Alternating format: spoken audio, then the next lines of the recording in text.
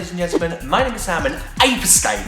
I've been wanting to talk about this game ever since my favourite games of 2018 video where I briefly covered it way back when. I love this game with all of my heart and I knew that this was the first review I wanted to do since I've come back. It's just that special to me.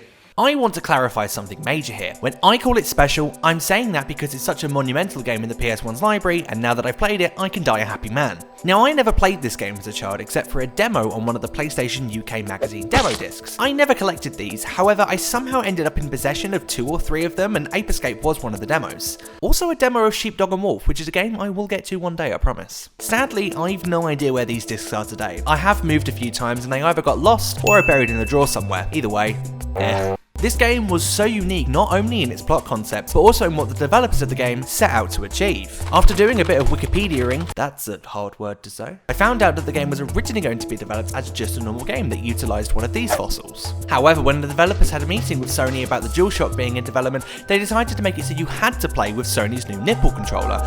And personally, in my opinion, I feel they made the best decision they could have made. The analog controls are what make this game one of the greatest games on the platform, which is weird to say about a console that also had Metal Gear Solid, Tomb Raider and Spyro the Fucking Dragon. Yeah, didn't you know that's his name now? I just changed it. You've got to call him that from now on. Have fun. This game's legacy was huge and it allowed other developers to try and explore different avenues for what they could do with DualShock.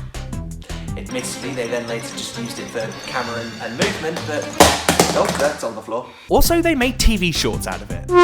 Japan started this in 2002 by making Ape Escape the anime, which were 45-second shorts that aired in another program that I'm not going to attempt to say the name of because I will murder it and offend half of Japan. Some of them were dubbed into English for a Nicktoons festival, which prompted one studio to make the same thing in English, which are: The sun is too hot today. The heat is boiling my brain. It's too hot for my mind to remember my brilliant world domination plans. Total shit. And you bet your arse I own a copy of the DVD. I mean, come on. I'm the guy that owns Birdemic, Shark Exorcist, and Dalmatians 3 for God's sake. One day, someone will make a decent TV show adaptation of a game that isn't Sonic or Mario, even though Mario's had some questionable shows. Nice of the princess to invite us over for a picnic, eh, Luigi? I hope she made lots of spaghetti.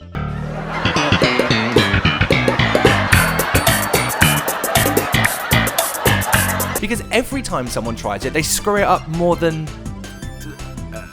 this piece of paper. Oh wait, it's not screwed up? Oh, hang on, bear with me 2 seconds and...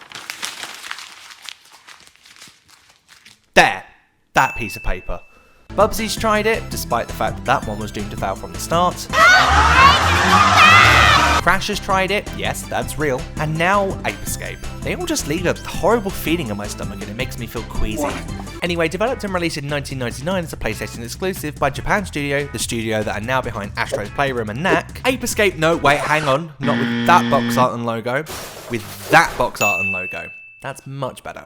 Ape Escape was met with critical acclaim, with many critics applauding the innovative control scheme, over-the-top and silly plot, and the anime feel to the game. And I can see why. This game is just fantastic in every single possible way. I mean, this is a game I have no nostalgic attachment to and only picked up properly for the first time in 2018. But I can confidently say that this is one of my favourite games on the PlayStation 1. It's just perfect, and I can't think of anything wrong with it.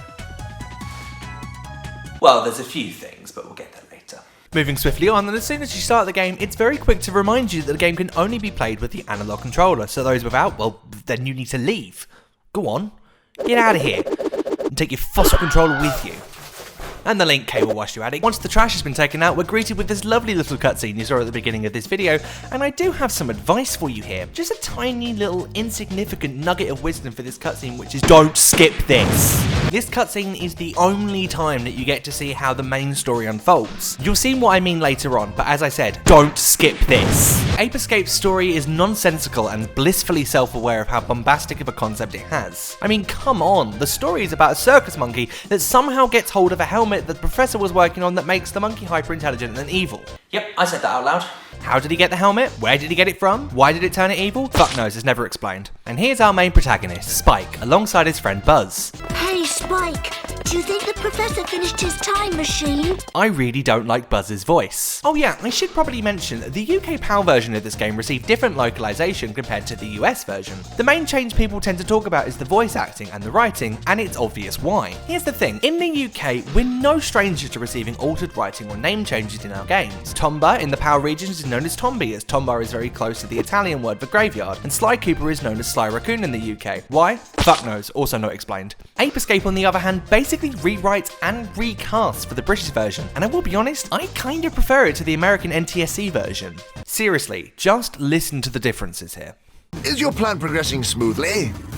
Yes, we have almost brought the entire town under control. Good. Let's return to the present. And how is everything coming along?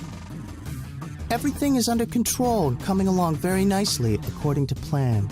Very good. Then let's get going. Spike! A new gadget is completed. This is a water net that shoots a net underwater. Look what I've got, a new gadget. Check it out. This is the water net. Use it when you're underwater. I equipped it with an oxygen meter. I'm sending the new gadget over to you right now. I rest my case. I mean, come on, be honest with yourself. Do you prefer your villain to sound like this? Incomplete? It's a wonderful invention. It's too late now anyway. We've already made a new peak point helmet ourselves. Mine is a special product with increased capacity. Or this. Bring it back? Are you kidding? I'm sorry, Professor, but it's too late. I've already made duplicate helmets for my new army of apes. There's no stopping us now. The future is mine! I'll take the English Spectre any day.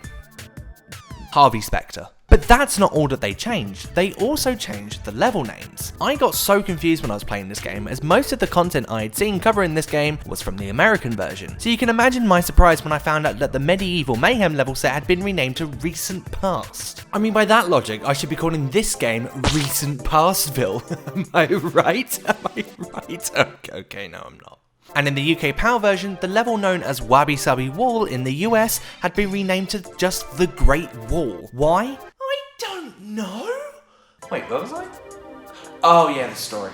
So Spike and Buzz are running to the aforementioned professor's lab to see if the time machine he was working on was ready. However, Spectre and his monkeys have taken over the lab and tied up the professor and his assistant Katie. Oh yeah, remember earlier when I showed you the cutscene and said, don't skip this? Yeah. That's why. Spectre activates the time machine and sends all of his monkeys back in time to take over the world and change history. But he also sends Buzz and Spike back too. He kidnaps Buzz and brainwashes him to fight by his side. And then we're greeted with this line.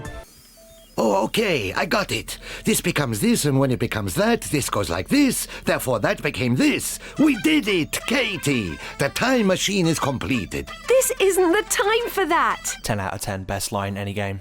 We're now finally in the game, and this is where the game ascends from being a normal game to being God in a plastic box. Each level is extremely well designed and has many little nooks and crannies for you to explore and find all the hidden monkeys. It feels like you're stepping into a cartoon, with not only its level design but with the character and enemy design as well as these little bastards, but with its story as well. When you see the level, the silly story and nonsensical voices, it all makes sense. It's not meant to be taken seriously. I mean, just look at these monkey designs and who would actually think this game is serious?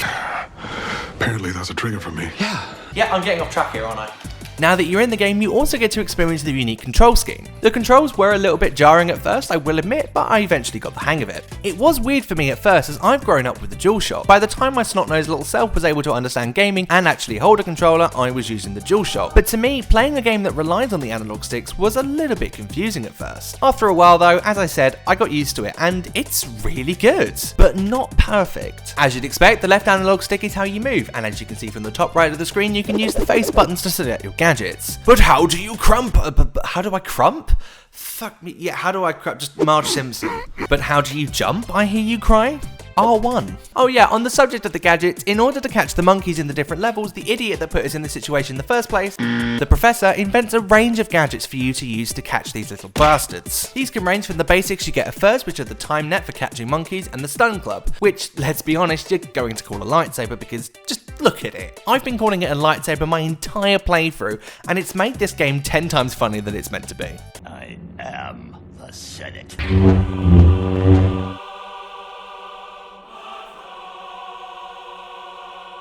However, later on as you progress, the professor can give you even cooler gadgets, such as the propeller to help you jump higher or glide across gaps, which becomes essential to master later on in the game. You've also got the dash hoop to help you run faster and complete timed puzzles and gates, and even a little RC car to get in tight spaces. What I really like about these is that before you can go into the world and use them, you must complete a training stage which shows you all of the different scenarios you can find yourself using them in. Although I do kind of want to see what would have happened though if you didn't have these training stages, but then again, I thrive on chaos. Each gadget is controlled by performing a specific action with the right analog stick. The stun club and net are controlled by flicking the analog stick in the direction you want the gadget to go, although the club can also be controlled by rotating the stick around, which will become an essential mechanic later on in the game. Whereas other gadgets, such as the propeller and the dash hoop, will require rotating the stick to activate them and to carry on that rotation until you finish with them. Now, I have a fairly hot take when it comes to the gadget, and that is that I think the analog controls aren't perfect. Let me explain. Now, I don't hear many people harping on about this, which confuses me to no end. I have no problem with the rotating when I'm standing still, which is why I found myself using the propeller a lot despite what I'm about to say. Whereas with the dash hoop, you have to move whilst you're using it, which is where my problems arise. Because of most games not having a mechanic like this these days, my fingers are not used to trying to do the spinning motion on one hand whilst trying to move with the other. Because both of my thumbs are trying to do something different, the perfect rotation in my right thumb tends to get cut off halfway through when I'm trying to do something, which usually leads to my death. On a more personal gripe, I'm left-handed, so my right hand hasn't got a clue what the hell is going on. Okay, now that I've explained my grievances with them, and I think the guns have gone, aside from that, the gadgets are really good, and they add a whole new layer of depth to the monkey. Jesus! Yes, despite my problems, these gadgets make monkey catching that much more fun, on top of actually catching the monkeys themselves. So for the three of you who haven't figured out what you're meant to be doing in this game, your main goal is to catch a certain amount of monkeys in the stages to progress to the next one.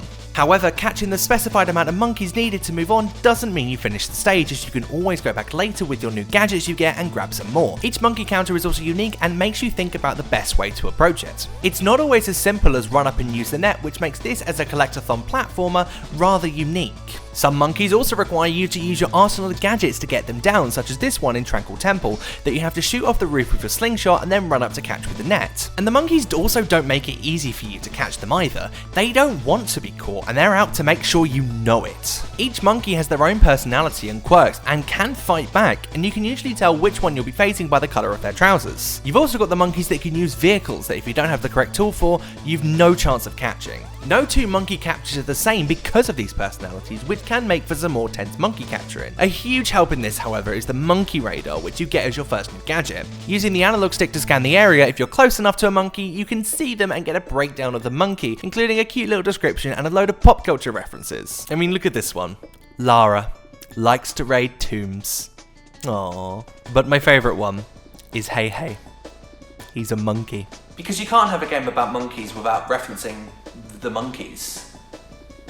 Any developers to do that, I'm sorry, but you violated the law. Whilst you're running around these levels as well, you're presented with one of the catchiest and upbeat soundtracks on the PlayStation 1. I've used this soundtrack many times in my content, it's just that good. Ape Escape mainly uses looping music with similar beats throughout each piece, which granted can make some songs droning and repetitive, such as the notorious Crumbling Castle.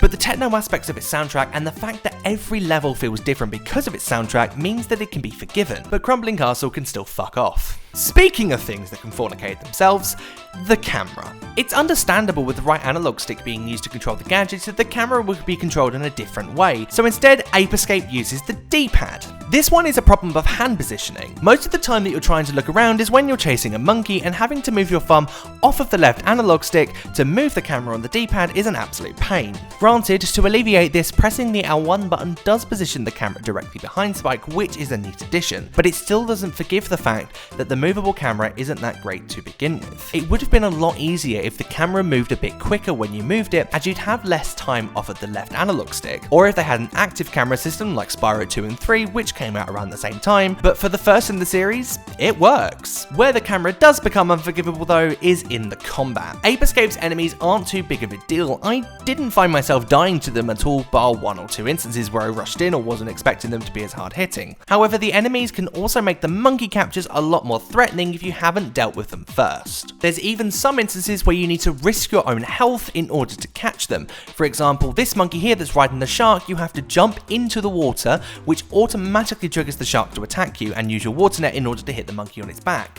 Then later on in the level you need to swim down in the same water into a cave, pass another shark and get out of the water, complete this platforming challenge for this monkey, jump back into the water, swim there again but go up instead of into the cave, and oh my god! Spike's health is indicated by these cookies in the top left of your screen, totaling to 5 hit points. But I tend to find that the health cookies were quite generously dropped, more so in the later stages. However, where this could be seen as a bad thing, for me it made dying that bit more frustrating as they were so generous and often. Extra lives are also incredibly rare. I think in my entire playthrough I found around 3. The best way to get these extra lives is to pick up these little chip things, I think?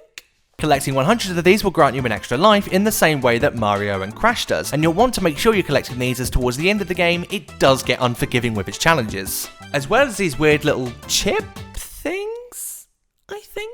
You've also got these Specter Tokens scattered throughout the levels. Collecting them opens up different minigames that are mainly just more examples of what the analog sticks can be used for. I won't lie, these minigames feel rather underwhelming for how fun of a collecting mechanic the tokens are. It's a shame that these tokens that aren't that easy to find in the first place aren't really worth your time. So in this playthrough, I didn't bother. You can also get these tokens from the Buzz Racing stages, but I didn't do them. Not because they're hard, but because Indiana Jones and the Curse of the Tired Thumb kicked in.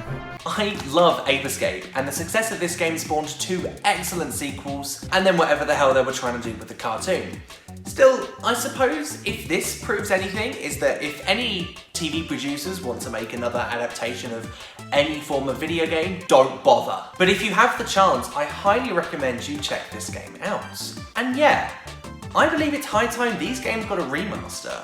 These kind of games would be fantastic for the new tech that we have available and for the current generation of consoles. And if the remasters were to have the same effect that Crash and Spyro have had, we may see new Ape Escapes if that happens. But oh well, I can dream.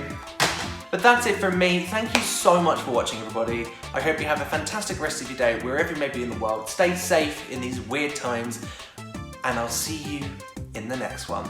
See you later.